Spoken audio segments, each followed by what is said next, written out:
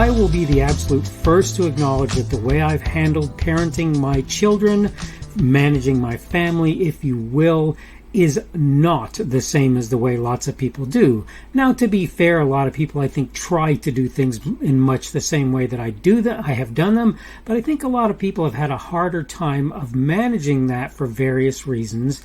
I'm not really going to get into details too much on that today on the Daily Summation from Kurt's Religion and Politics. I'm your host, and I'm Kurt.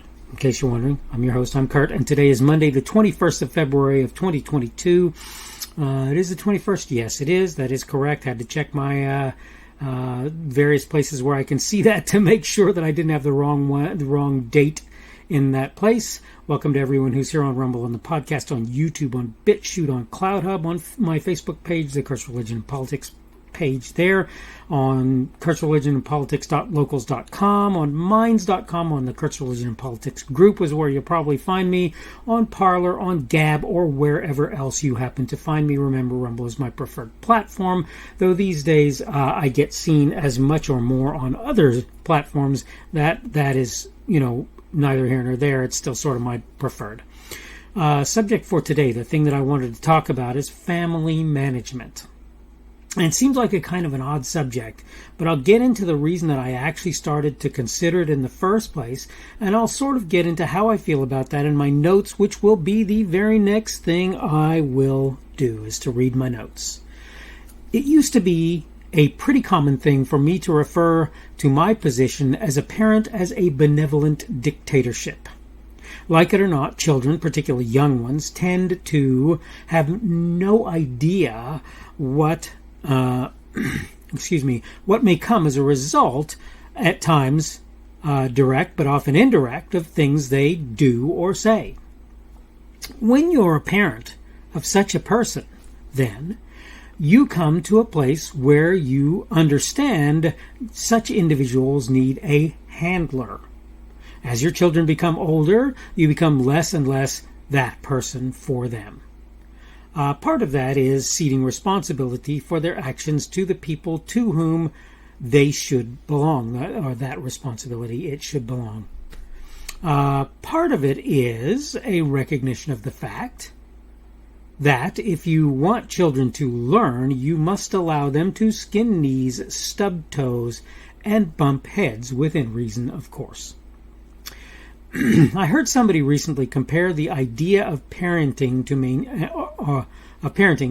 maintaining a family to socialism. You'll forgive me as I disagree in not quite the strongest possible terms.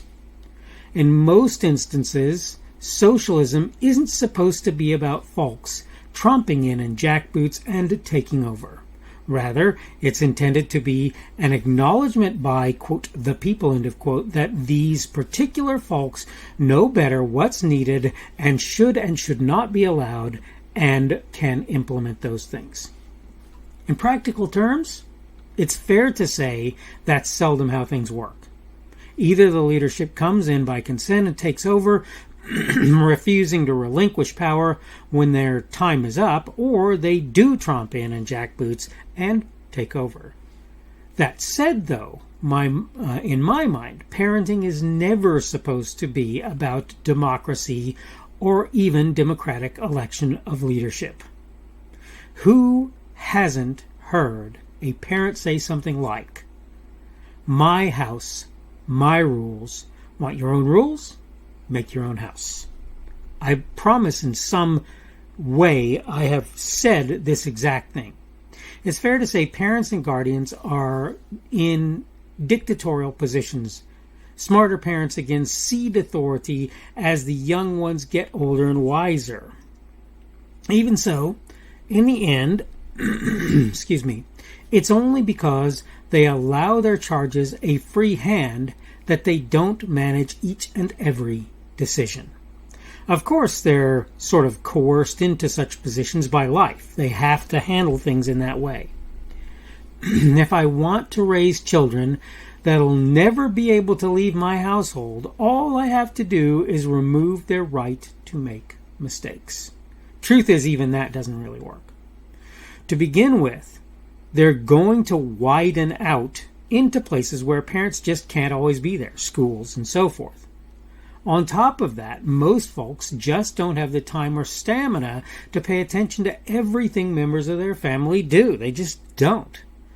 All of this considered, though, I certainly would not make the argument that good parenting and socialism are anything like similar. That's pretty much what I had to say in my notes. I think that anybody who really thinks about this should understand what it is that I'm saying. Is there some sort of an argument that there are aspects of parenting that are similar to socialism? You can sort of make that argument, except for one thing, if no other. And it is that, as I say, you have to begin ceding responsibility of your children's decisions to your children, or they don't learn. Put simply, a parent who takes a socialist perspective on life always assumes his or her best answers are the best answers. And, by the way, assumes that other people can't be trusted to make decisions, and therefore you refuse to allow them to do that, to make decisions, to bump their heads, to skin their knees, as I said earlier on. The reality is, where a parent starts in a position of very strong control over their children, redirect them this way, keep them away from the knife, keep them out of the roads, keep them in the cart so that they can't wander around the grocery store and find whatever they find. When those children get older, it is the absolute responsibility of the parents of those children to give them a longer leash and ultimately to let them off of it completely. Now, there are exceptions. I don't know if my son will ever make it to a place where he can make adult decisions. I hope so. And I'm working towards that end. That's what I want for him. But will he? I don't know. He's moderately autistic, as I've said a number of times before, and that may make it so that he never really gets to that place. Even so, I think, and I have implemented this as a practice, if I do not start releasing the reins and let him drive himself in large part, he will never learn. In fact, in a way, it's maybe worse for him, because it's already bad enough that that chances are pretty good a lot of times he's not even thinking about normal stuff, and I'm taking care of that. But until he bumps his head, he's not going to be directed towards those things either. My son, like I probably would have done when I was younger had I not had a dad who didn't allow it, will yell at things that upset him, frustrate him, and make him mad. He'll have a toy, and the toy won't work like he quote knows it ought to. And it will upset him, it will frustrate him, it will wind him up. And I let him get wound up by those things, because if you don't, he never learns that you can get all wound up about it all you want, it really doesn't change it. That doesn't mean I don't talk to him, that doesn't mean I don't deal with him over it. But my point is that if I didn't have any other major difference between socialism and parenting, I would have the difference that any parent halfway worth their salt comes to a place with every child where they release this to them, and they release that to them, and they release this to them, and ultimately the idea is for that child to come to a place where they are responsible for themselves. The argument that socialism is like child rearing is an inane one in my view. The argument that socialism is a good thing when it comes to parenting, when it comes to adults, is equally inane. Let's face it, it's equally bad. So I'm not saying I'm some sort of fan of socialism anyway, but the fact of the matter is, acting as a socialist when you are a parent is a bad plan. And that's pretty much what I had in mind to say today. So I need to go ahead and wrap things up. As usual, this is the Daily Summation from Kurt's Religion and Politics. I'm your host, I'm Kurt. Today is Monday, the 21st of February of 2022, that beginning of the work week. That means tomorrow will be Tuesday, the 22nd of February of 2022.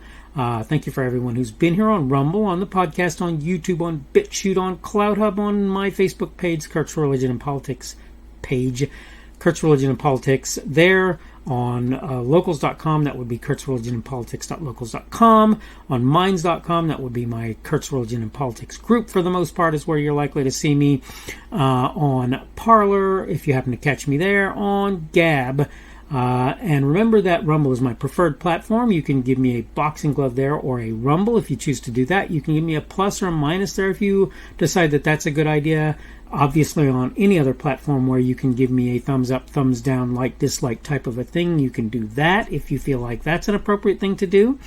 You can comment on my content wherever you happen to see it, and I will delete it if it's stuff like advertising of your site or whatever. But even if it's not necessarily directly related, I'll probably leave it if you put it there.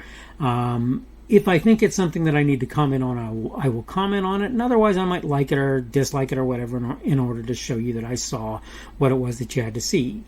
Say if I dislike it, usually I'll give you some sort of reason that I do that. Mostly I just won't do it.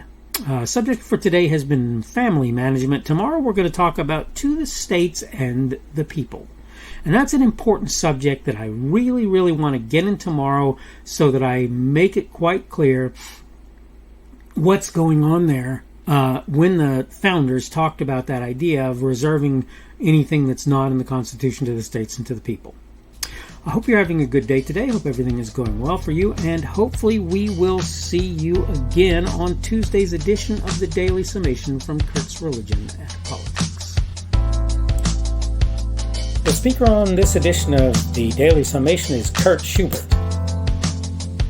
This podcast was recorded on Monday, the 21st of February of 2022. The Daily Summation is created for Kurt's Religion and Politics.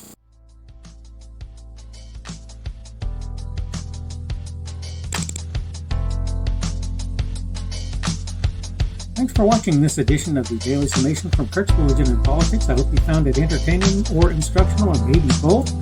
If you want to see more from me, you can go to blogs.kpschubert.com. That's blogs.kpschubert.com. I am on Twitter, Parler, and Minds.com. My handle on each of those is @kpschubert. That's @kpschubert.